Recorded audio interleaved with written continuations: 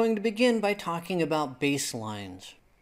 How do you know what constitutes good network performance and what indicates that an issue is about to happen?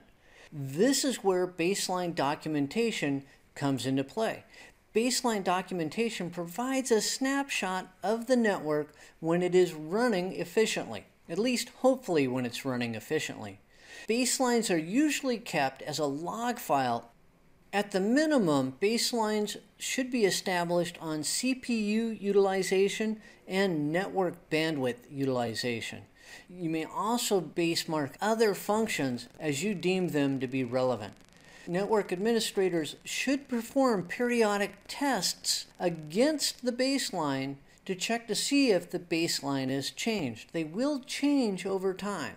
And in order for network administrators to know what constitutes good performance on their network, their baselines need to be current.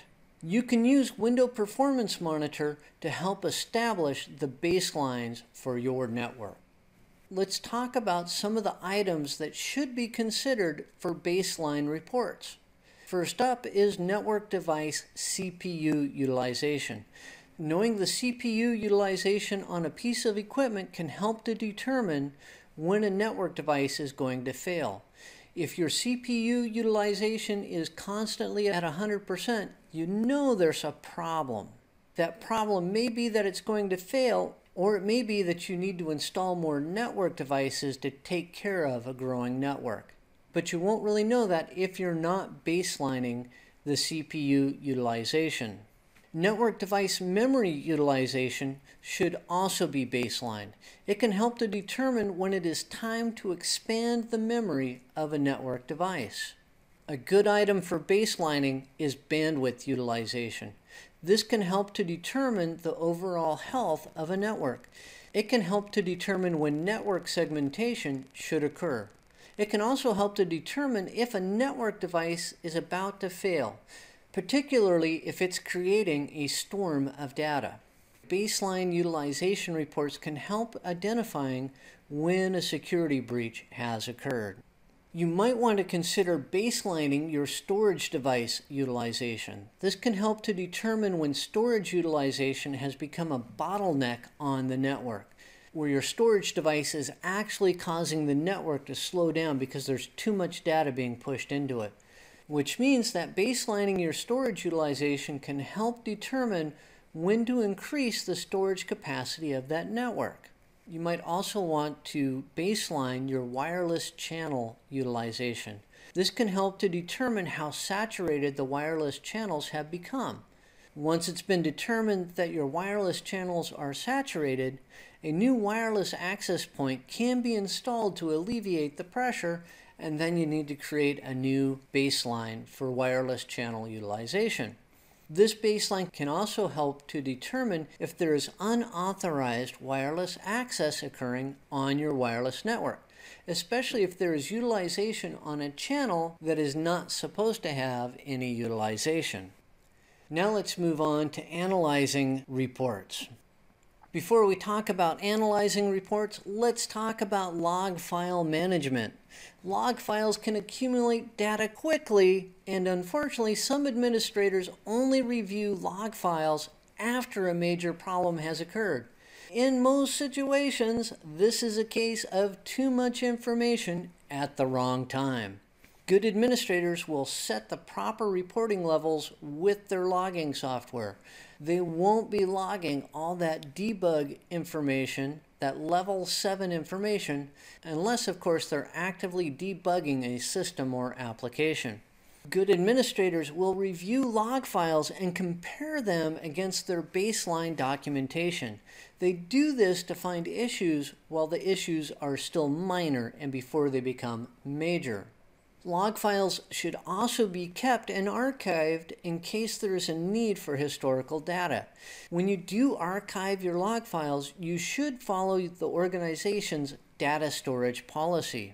Something to consider is that you may want to create running graphs of important metrics that are captured by log files.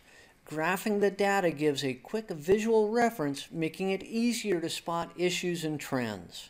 Many logging applications give the administrator the option of creating those graphs easily and quickly, but then again, they don't do you any good if you don't review them on a regular basis. If you're having an issue with a router or link, one of the first things that you want to do is you want to run an interface report. Now, when you're reviewing the output from the interface report, the first line is usually a report on the status of the link or that interface. If it says something like fast Ethernet is up, line protocol is up, that's all good. That means that interface is up and active and a link has been established. If it says fast Ethernet 0/0 is up, line protocol is down, guess what? All is not good. The interface is administratively set up, but it is not able to communicate with the other end of the link. And there are several different issues that may be the cause there. If that first line says fast Ethernet 0/0 is down, line protocol is up, all is not good. This down-up status indicates that there is an issue on your end of the connection. In most cases, that's going to be a cable issue or with the physical port itself. And your final status option is fast Ethernet is down, line protocol is down. If you see that, all is not good, but also all is not bad, at least not yet. The issue here is that the interface has been administratively shut down. If you want that interface up, you need to issue the command to bring that interface up and then check the status report again. If the link status of the interface indicates that there are no problems, as in it's in an up state, but something is not operating correctly, then it's time to dig a little bit deeper into that interface monitoring report. There are a lot of things that can happen on a network device's interface to cause issues. In most cases, you will be required to log into the device and run the device's report to determine the cause of any problems on that interface. One of the main culprits for creating an issue on an interface are speed and duplex settings. If there is a speed mismatch, the devices will not connect, and it's highly likely that your status will be in an up, line protocol down state. If a duplex mismatch has occurred, this will cause intermittent issues.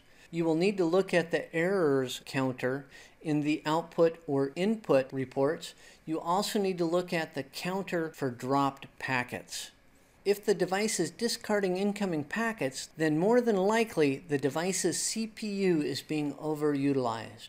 So you may need another device, or that device is about to fail. If the device is dropping outgoing packets, then there is a bandwidth congestion issue on that interface. If the interface resets counter keeps going up, that means that the interface keeps resetting itself. The most likely cause is a communications issue between the two endpoints that's forcing that interface to reset.